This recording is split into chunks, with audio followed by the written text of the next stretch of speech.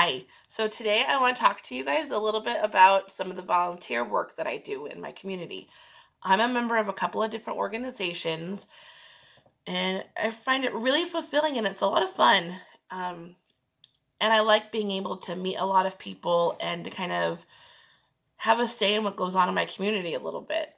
I'm a member of a coalition that works with the schools in the community to help um, lessen drug and alcohol abuse in our youth. I've done lots of training. I went to Montana last summer on a training trip, and that was a lot of fun, and I learned a lot. It was all about how to bring in positive aspects into our coalitions. And so instead of focusing on there's this many number of kids who vape and this many number of kids who drink alcohol, to say, like, most kids don't vape, most kids don't smoke, most kids, you know, whatever, just focus more on the positive aspect of things. We do different events throughout the year. We working on putting out parenting classes. We do community activities, family nights, activity nights.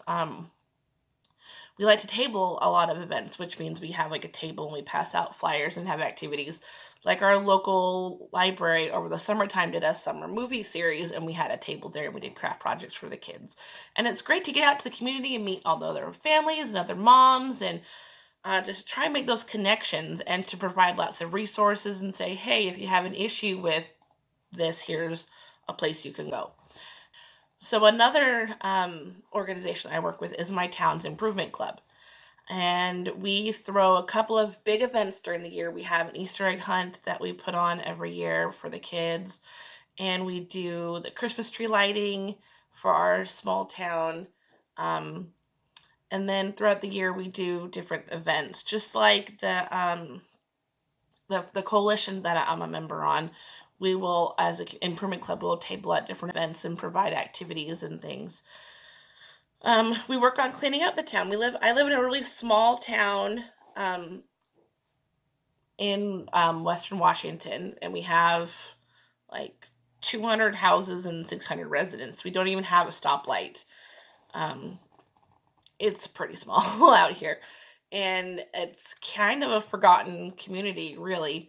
We're surrounded by larger cities, but we're kind of just out here on our own.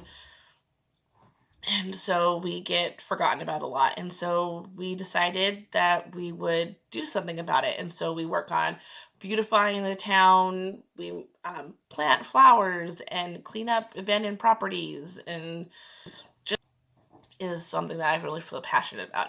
Which leads me to the third thing that I'm doing. I know, it's a lot, especially for a mom of five. It's a lot to have on my plate, but I feel like it's worth it.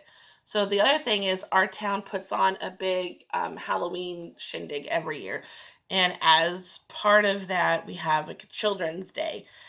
And I thought it would be a really good idea to have like a resource fair, to bring in resources from the big city to come in and pass out information, help people sign up for services if they need it, just to, so people in our community know what's out there and know what resources that they have available to them. Um, and so I decided to go to this meeting because they have meetings sporadically as they're planning it. And I thought I would go in and present my idea to, hey, let's put together a resource fair. And they're like, oh, that's a great idea. By the way, no one's actually planning Children's Day, so how would you like to be chair of the Children's Day? And I was like, okay, sure. So now, on top of the coalition and the improvement club, I am now chairing the Children's Day. So I'm in sending lots of emails and trying to set up the resource fair and find volunteers to run the pumpkin carving booth and find a balloon animal artist and all that stuff. So that's been a lot of work, but it's been a lot of fun. And I'm really, really lucky that I'm able to stay home. And now that school is in session, I actually have a little bit of time to devote to it. So yeah, that's kind of just a little overview of the volunteer work that I do. I also want to talk a little bit about the value of volunteering in your community. Now, for many years, as I talked about in my intro video, I have a couple of special needs children. And my youngest is, like I said, she's medically fragile. And for a good amount of her babyhood and in her early childhood, um, we've had lots of trips to different hospitals and doctor's offices and clinic days and just, therapies. And I wasn't in a position to be able to go out and do much besides just take care of her. And so getting this opportunity to be able to help in my community has meant so much to me. Getting out there, meeting other adults, being able to be like a part of something bigger than myself. And it's been really rewarding. One thing that I found with us special needs moms is we kind of get isolated. We take care of our kids and we run from therapy appointment to therapy appointment to doctor's appointment to specialist appointment. We have endless meetings with the schools. We have IEP meetings, 504 meetings. We have all these things we have to do. And so it's nice to be in a spot where for a little bit, every once in a while, I can go out in my community and I feel like I'm making a difference.